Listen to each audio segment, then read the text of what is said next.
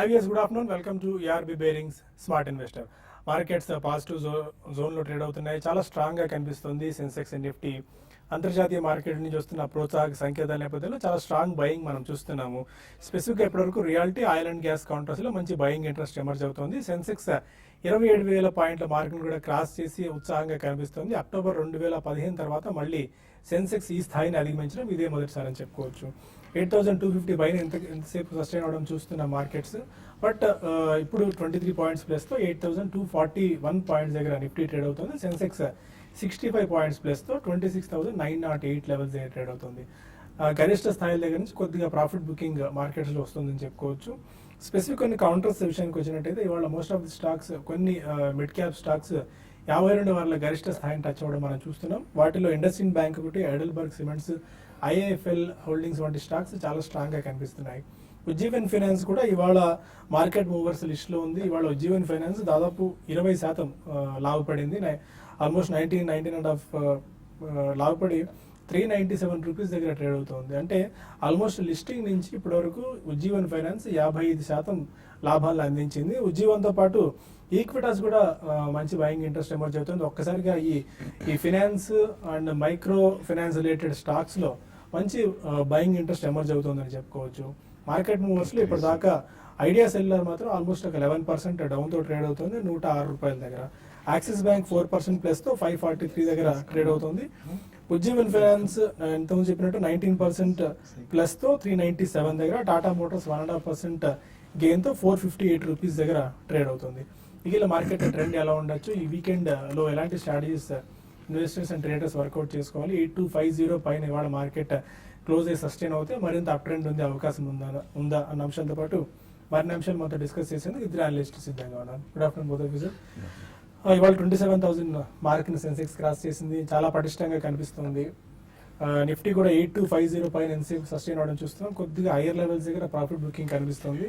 ఇవాళ 8250 పైన కనుక క్లోజ్ అవ్వగలిగితే షార్ట్ టర్మ్ ఆర్ మీడియం టర్మ్లో మరింత అప్ ట్రెండ్ మనం గమనించవచ్చా? టెక్నికల్ గా చూస్తే కనుక నిన్న ఎప్పుడైతే మార్కెట్ 8,200 బ్రేక్అవుట్ అయిందో నిన్ననే ఒక పాజిటివ్ సిగ్నల్ వచ్చేసినట్టు అనుకోవచ్చు. మనం గత 4-5 రోజులుగా చూసాము 8,200 దగ్గర తీవ్రమైన పరీక్ష మార్కెట్ ఎదుర్కొంది. ఆ కన్సాలిడేషన్ లో మద్దతు పైన నిలబడుతూ అలాగే నిన్న కూడా 8,200 పైన క్లోజ్ అవడంతో ఫ్రెష్ గా ఒక షార్ట్ టర్మ్ అప్ ట్రెండ్ మళ్ళీ బిగిన్ అయింది అనుకోవచ్చు. కాకపోతే ఇవాళ ఇంట్రాడే రెసిస్టెన్స్ చూస్తే కనుక 8250 దగ్గర ఉంది, ఇంచుమించు 10 పాయింట్స్ దూరంలో ఉంది. అలాగే సపోర్ట్ 8230 దగ్గర ఉంది. ఒకవేళ కనుక 8250 పైన కనుక నెక్స్ట్ హాఫ్ అన్ అవర్ మళ్ళీ పరీక్షిస్తుంది కాబట్టి దానిపైన నిలబడితే మళ్ళీ ఇంట్రాడే ట్రేడర్స్ లాంగ్ పొజిషన్ తీసుకోవచ్చు. షార్ట్ టర్మ్ లో రేపు సోమవారం కానీ మంగళవారం కానీ 8300 వెళ్ళే అవకాశాలు కనిపిస్తున్నాయి. అలాగే ఒకవేళ 8230 సపోర్ట్ ఉంది, దాని కింద కనుక కాసేపు ట్రేడ్ అవుతే కనుక ఇంట్రాడే వీక్నెస్ 8200 వరకు వెళ్ళే అవకాశం కనిపిస్తుంది. అలాగే లాంగ్ పొజిషన్స్ ఫ్యూచర్స్ లో షార్ట్ టర్మ్ లో చూస్తే కనుక కంటిన్యూ చేయొచ్చు లాంగ్ పొజిషన్స్ ని. ఇంతకతం 8100 స్టాప్ లాస్ అనుకున్నాము, 8150 స్టాప్ లాస్ అనుకున్నాము రైజ్ చేసిన తర్వాత.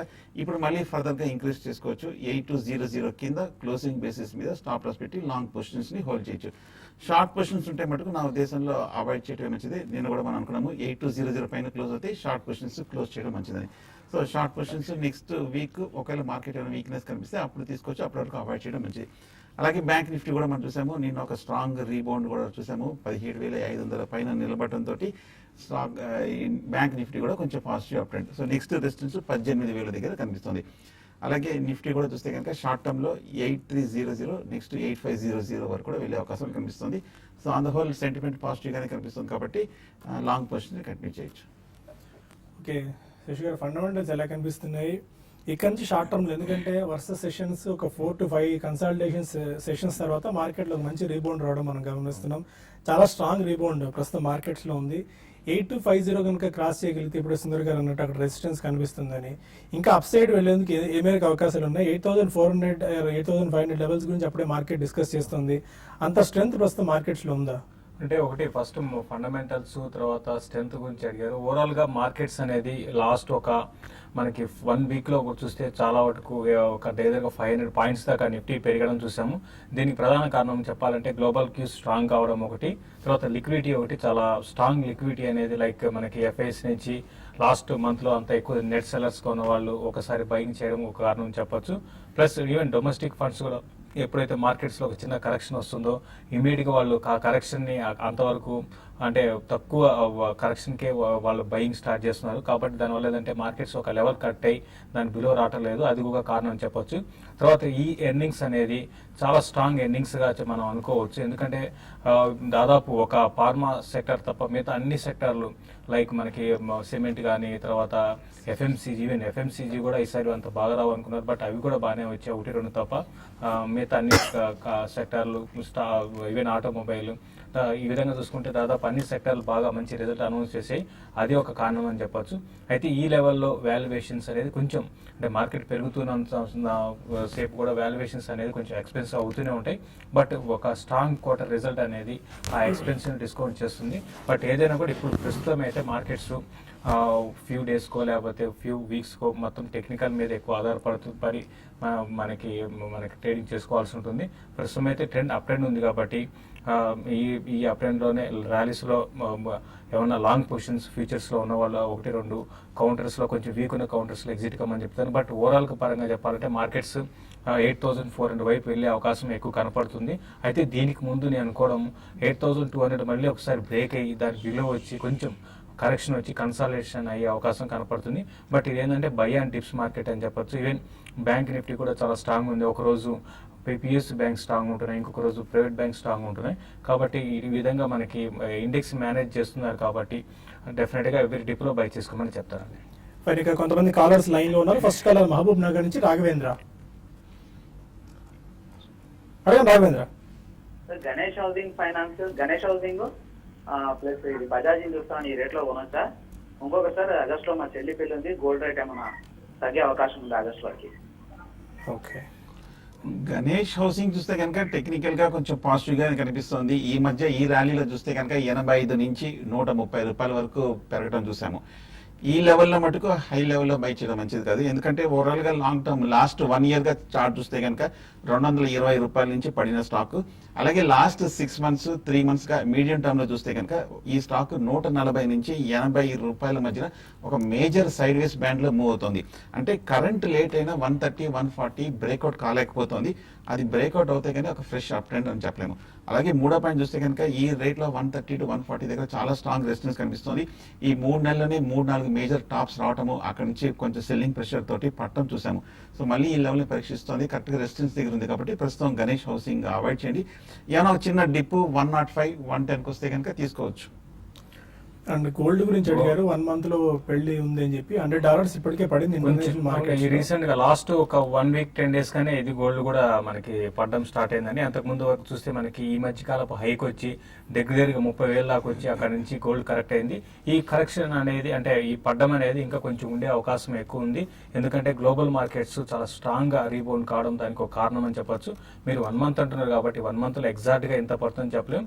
బట్ 20 ఇంటర్నేషనల్ మార్కెట్ పరంగా అంటే మన ఇండియన్ మార్కెట్ పరంగా చెప్పాలంటే 28,200 and 28,000 లెవెల్స్ దాకా రావడానికి కూడా ఆస్కారం ఉంది ఈ 1 month లో. కాబట్టి అక్కడికి వచ్చినప్పుడు మీరు ఇంకో టైం కూడా లేదు కాబట్టి మీరు చిన్నగా బట్ మెల్లిగా అక్వైర్ చేసుకోవడం మంచిదండి. ఎందుకంటే లాస్ట్ మూమెంట్ వరకు మీకు పెరుగుతుందా తగ్గుతుందా అనే టెన్షన్ హెవీగా అయితే పడదండి. అంతవరకు అయితే మనం 28,000 అయితే బ్రేక్ కాదు. కాబట్టి కొంచెం ఒక 300-400 రూపీస్ పడినప్పుడు ఇక్కడ నుంచి కొనుక్కోమని చెప్తాను. హైదరాబాద్ నుంచి రాము మరో caller. Good afternoon sir. Good afternoon అండి. సార్ వినాయల్ కెమికల్స్, ఈక్విటాస్ హోల్డింగ్స్ ప్రస్తుతం కొనుక్కోవచ్చు సార్ ప్రస్తుతం ఉన్న ప్రైస్ లో? వినాయల్ కెమికల్స్ సెకండ్ స్టాక్ ఏదండి?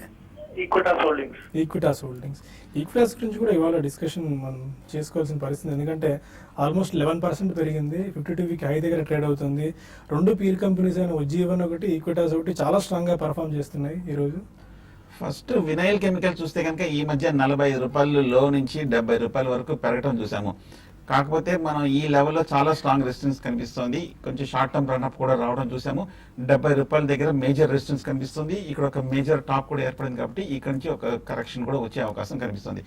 ఫ్రెష్ బయింగ్ అయితే హైయర్ లెవెల్లో మళ్ళీ చేసి ఓవర్ బాట్ పొజిషన్ లో రెసిస్టెన్స్ దగ్గర అవాయిడ్ చేయడం మంచిది. ఏమైనా చిన్న డిప్ వస్తే కనుక వినైల్ కెమికల్స్ కొనొచ్చు. అలాగే ఈక్విటాస్ కూడా చూస్తే కనుక కంటిన్యూస్ గా బులిష్ గానే కనిపిస్తుంది. ఈ లాస్ట్ 2-3 months గా 130 రూపాయల నుంచి పెరిగిన స్టాక్ ఇంచుమించు 175 ఇవాళ కూడా బాగా పెరిగింది. సో కాబట్టి టెక్నికల్ గా హైలీ ఓవర్ బాట్ లోనే కనిపిస్తుంది. బులిష్ గానే కనిపిస్తున్నా కూడా కానీ లాస్ట్ ఒక ఈ 2-3 మంత్స్ చూస్తే కనుక 75-80 రూపాయల వరకు కంటిన్యూస్ అప్ ట్రెండ్ వచ్చింది, స్ట్రాంగ్ రిటర్న్స్ కూడా వచ్చింది. ఒక చిన్న డిప్ లో తీసుకోవచ్చు ఈక్విటాస్. బెటర్ ఇప్పుడు ఈ పరిస్థితులు అవాయిడ్ చేయమంటారు. అవాయిడ్ చేయడం మంచిది.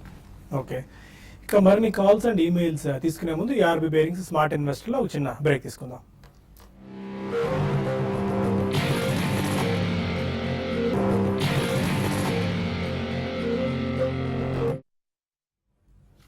Welcome back to smart investor. Idea cellular stocks ఇవాళ ఆల్మోస్ట్ ఒక 11% వరకు క్రాక్ అవ్వడం చూస్తున్నాము.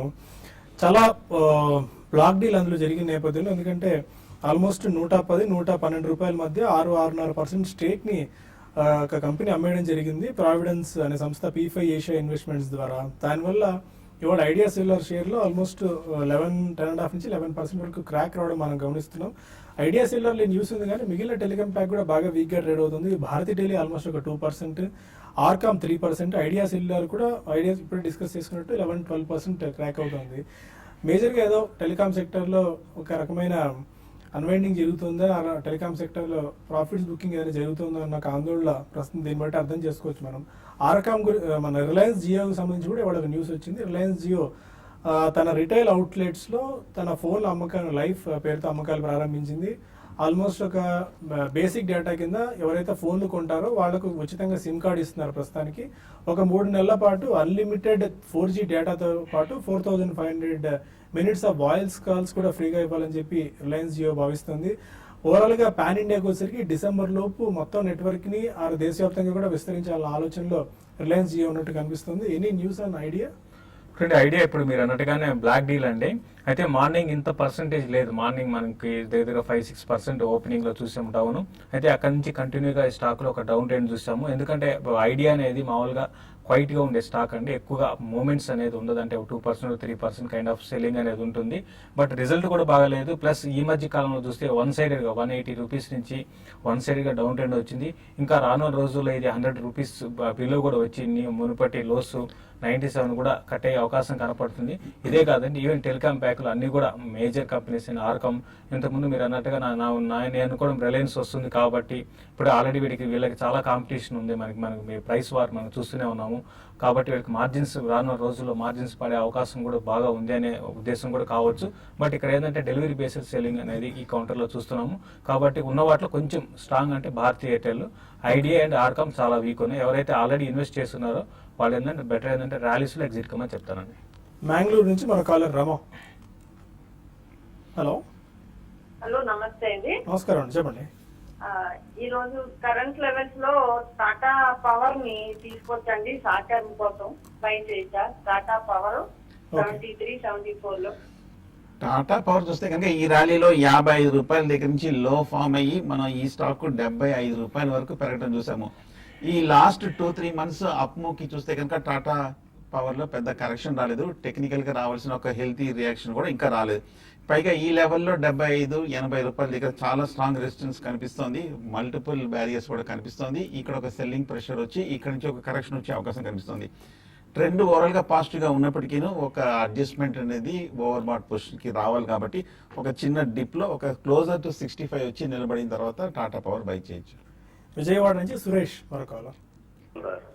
నమస్కారం అండి, చెప్పండి సురేష్ గారు. మీ ఫోన్ 3 మంత్స్ నుంచి మార్నింగ్ ఆఫ్టర్నూన్ దొరకట్లేదు. ఒకసారి పేపర్ మీద రాసుకొని నాకు డెలివరీ కానీ తీసేయమంటారు. GHCL ఒకటి తీసుకున్నాను 173లో. ఏంటండి ఒకసారి రిపీట్ చేయండి. GHCL okay. 173లో తీసుకున్నా, డెలివరీ కోసం తీసుకున్నా. తీసేయమంటే తీసేస్తాను, ఉంచమంటే ఉంచుతాను. ఓకే. అది ఇంకోటి ఎక్సైడ్ ఇండస్ట్రీస్, అది 165లో తీసుకున్నాం. అది కూడా డెలివరీ తీసుకున్నాను. అది కూడా ఉంచమంటారా? ఎక్కడ దాకా ఉందో చెప్పండి. శేషసాయి పేపర్, అది 1.5 year అయింది. 267లో తీసుకున్నాం. అది ఇంతవరకు ఏమీ అవ్వలేదు. ఇప్పుడు ఆ రేట్ వచ్చింది. అది కూడా వస్తుంది అని తీసేస్తాను. అది కూడా ఓకే అండి. చూడండి, GHCL అయితే మీరు 173లో ఒకటండి మీరు కొన్న రేట్లోనే ఉంది. అంటే మీరు తీసేస్తారు అంటున్నారు, అంటే మీ పర్పస్ ఏంటి? అనేది మీరు అంటే లాంగ్ టర్మ్ ఇన్వెస్ట్మెంటా లేకపోతే షార్ట్ టర్మ్ కోసం అని చెప్పలేదని, బట్ మీరు లాంగ్ టర్మ్ అయితే గుజరాత్ హెవీ కెమికల్స్ అనేది ఫండమెంటల్స్ ఒకప్పటికి ఇప్పటికి బాగా ఇంప్రూవ్మెంట్ అనేది ఉందండి. రీసెంట్ డేస్లో కూడా చూస్తే స్టాక్ ఒక వన్ సైడ్ అప్ ట్రెండ్ అనేది ఉంది. అయితే ఇటువంటి అప్ ట్రెండ్లో ఒక్కోసారి రివర్సల్ కూడా ప్యాటర్న్స్ ఉంటాయి, కాబట్టి దాన్ని దృష్టిలో పెట్టుకోండి. బట్ యాజ్ ఆఫ్ నో అయితే మీరు హోల్డ్ చేయమనే చెప్తాను. తర్వాత ఎక్సైడ్ ఇండస్ట్రీస్ కూడా చాలా అంటే స్టడీగా ఉండే స్టాక్ అంటే పెద్దగా పెరగకపోయినా కూడా డౌన్ సైడ్ రిస్క్ అనేది కూడా ఎక్సైడ్ ఇండస్ట్రీస్లో చాలా తక్కువ ఉంటుంది, కాబట్టి దాన్ని దృష్టిలో పెట్టుకొని ఇది కూడా లాంగ్ టర్మ్కి మనకి హోల్డ్ చేయదగ్గర స్టాక్ అండి. రీసెంట్ కూడా చూస్తే మనకి 140 నుంచి స్టాక్ బాగా పెరగడం చూసాము. తర్వాత ఈవెన్ శేషసాయి పేపర్ కూడా చూస్తే అండి, ఇది కూడా ఫండమెంటల్స్ బాగా ఉన్న ఫండమెంటల్స్ ఉన్న కంపెనీ. మనం చూస్తే మనకి ఐసిఐసిఐ బ్యాంక్ లాంటి వాళ్ళకి చెక్ బుక్ వీళ్ళ ద్వారానే మనకి అటువంటి మేజర్ క్లయింట్స్ ఉన్నారండి. కాబట్టి ఫండమెంటల్స్ బాగున్నాయి, ప్లస్ రీసెంట్గా కొంచెం పేపర్ ప్రైసెస్ కూడా బాగా పెరుగుతున్నాయి. సో ఇవన్నీ కూడా పాజిటివ్ అంశాలు. మీరు ఒక పని చేయండి, మీరు ఐసిఐసిఐ బ్యాంక్ని హోల్డ్ చేయండి. చాలా రోజుల తర్వాత మళ్ళీ స్టాక్లో అప్ ట్రెండ్ ఉంది కాబట్టి ఈ అప్ ట్రెండ్ కొనసాగి 320 లెవెల్స్ కూడా రావచ్చు.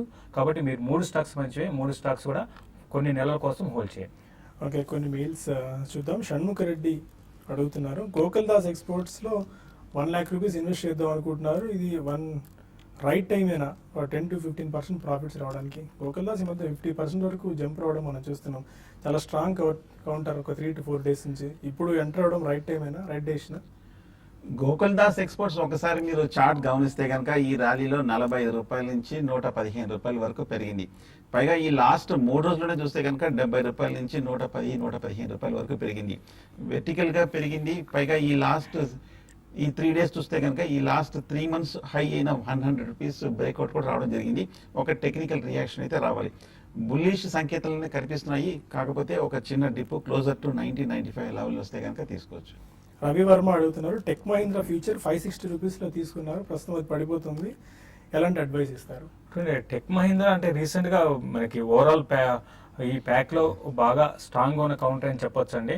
అయితే రిజల్ట్ తర్వాత ఆబ్వియస్గా ఏమవుతుందంటే కొంచెం by and rumours cell and news అంటాం కాబట్టి రిజల్ట్ పక్క రోజు 10% దాకా పెరిగింది.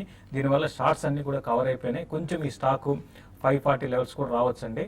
బెటర్ ఏంటంటే మీరు ప్రస్తుతం అయితే హోల్డ్ చేయండి. మళ్ళీ ఇప్పుడు ఒక డౌన్ ట్రెండ్ నుంచి చిన్న ఒక అప్ ట్రెండ్ వచ్చింది. ఈ అప్ ట్రెండ్ అనేది క్లోజర్గా మీ లెవెల్ వచ్చినప్పుడు మీరు ఎగ్జిట్ కాండి. విజయవర్ధన్ రెడ్డి అడుగుతున్నారు, క్యూపిడ్ ఎలా ఉంది ఫండమెంటల్గా, ఈ లెవెల్లో ఎంటర్ అవ్వచ్చా?